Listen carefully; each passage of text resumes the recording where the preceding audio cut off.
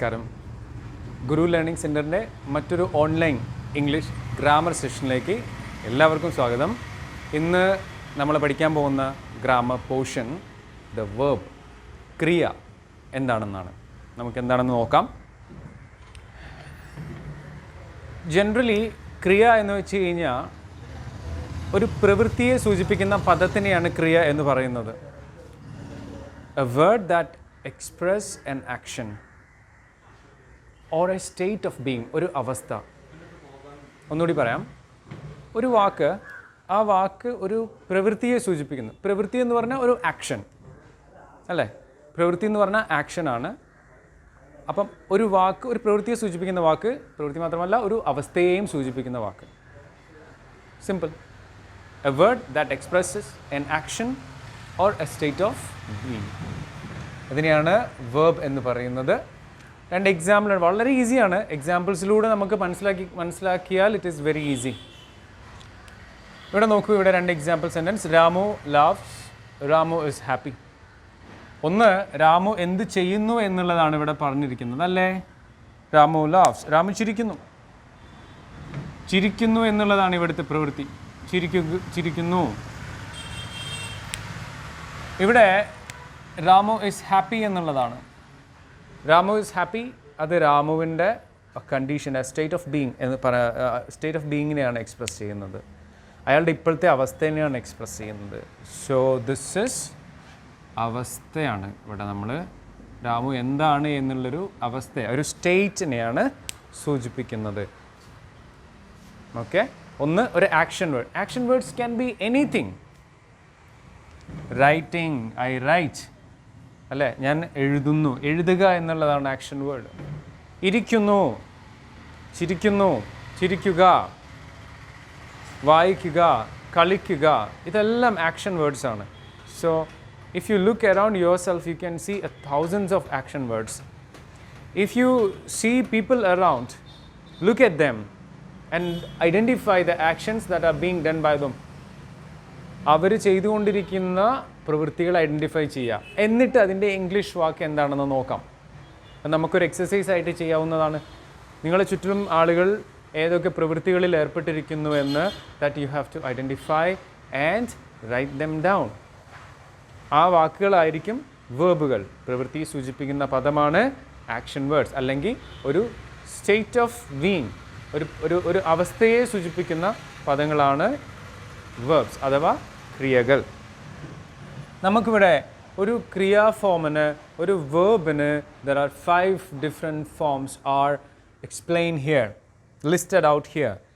You can see 5 different forms of verbs here.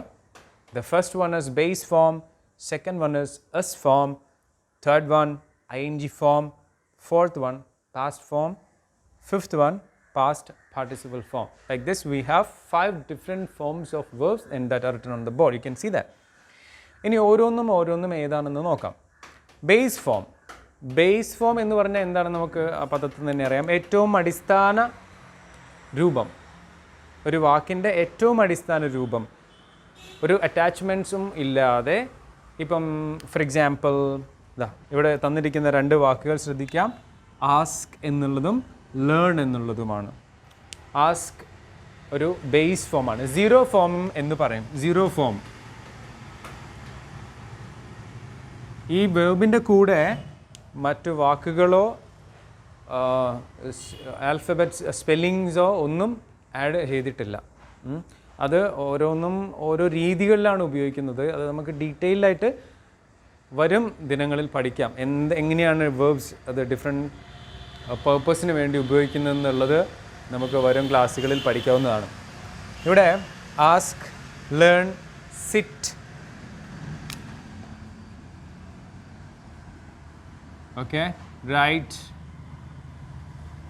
Okay, eat etcetera. ഒരു ലക്ഷക്കണക്കിന് വാക്കുകളുണ്ട് നിങ്ങൾക്ക് കിട്ടാം ബേസ് ഫോമിന്. അപ്പം ആദ്യത്തേതാണ് base form and second form is S form. Example, ഒരേ എക്സാമ്പിളാണ് എടുത്തിട്ടുള്ളത് കാരണം നിങ്ങൾക്ക് മനസ്സിലാക്കാനുള്ള എളുപ്പത്തിന് വേണ്ടിയിട്ട്. ആസ്, ലേൺസ്, കണ്ടോ എസ് വന്നത് കണ്ടോ at the end. You can see an S is added. asks and learns. And I can explain how to use this S and ES forms or where to use. That can be explained little later in the coming sessions. Next form is ING form. ING form എവിടെ ഉപയോഗിക്കുന്നു, ഏത് രീതിയിൽ ഉപയോഗിക്കുന്നു എന്നുള്ളത് നമുക്ക് പിന്നെ ചർച്ച ചെയ്യാം. ഇവിടെ നോക്കൂ, ING ചേർക്കുമ്പം ആസ്ക് എന്താവും, ആസ്കിങ് ആവും, ലേൺ എന്താവും, ലേണിംഗ് ആവും. അതേപോലെ പാസ്റ്റ് ഫോം ഇവിടെ നമ്മൾ നോക്കൂ, ചേഞ്ച് ആസ്ക്ഡ് ആയി, ലേൺഡ് ആയി. ലേൺഡിനെ ഇങ്ങനെയും എഴുതാം, ഈ രണ്ട് രീതിയിൽ ഉപയോഗിക്കാം. ലേൺഡ് T ആണ് ഇവിടെ വന്നിരിക്കുന്നത്, ഇവിടെ NED ആണ്. ആ രണ്ട് വ്യത്യാസം മനസ്സിലാക്കണം. And past participle, the last form is past participle form. അതും asked and learned. അത് learned ഇങ്ങനെയും എഴുതാവുന്നതാണ്.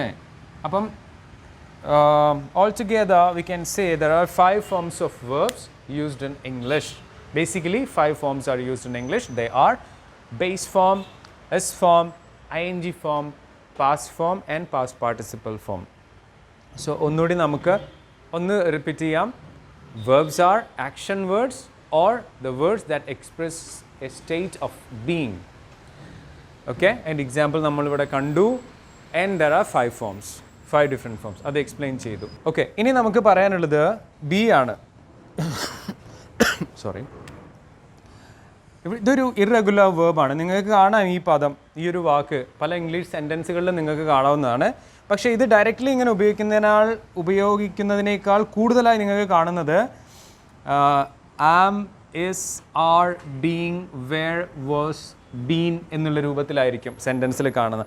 ഇതെല്ലാം ബിയുടെ പല രൂപങ്ങളാണ്. Be is an irregular verb. അതെന്താണെന്നൊക്കെ വിശദമായി നമുക്ക് പഠിക്കാം.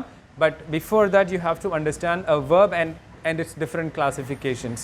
അപ്പോൾ ഇത്രയേ ഉള്ളൂ വെർബിനെ കുറിച്ച് നമുക്ക് ബേസിക്കലി നമുക്ക് മനസ്സിലാക്കാനുള്ള കാര്യങ്ങൾ. നിങ്ങൾ ശരിക്കും കൃത്യമായി മനസ്സിലാക്കുക പറഞ്ഞിരിക്കുന്ന കാര്യങ്ങളൊക്കെ. Exercises will be given to you later. എന്തൊക്കെയാണ് എക്സസൈസുകൾ വേണ്ടത് അത് നിങ്ങൾക്ക് വരും എപ്പിസോഡ്സുകളിൽ തരുന്നതായിരിക്കും. Thank you so much. Have a great day.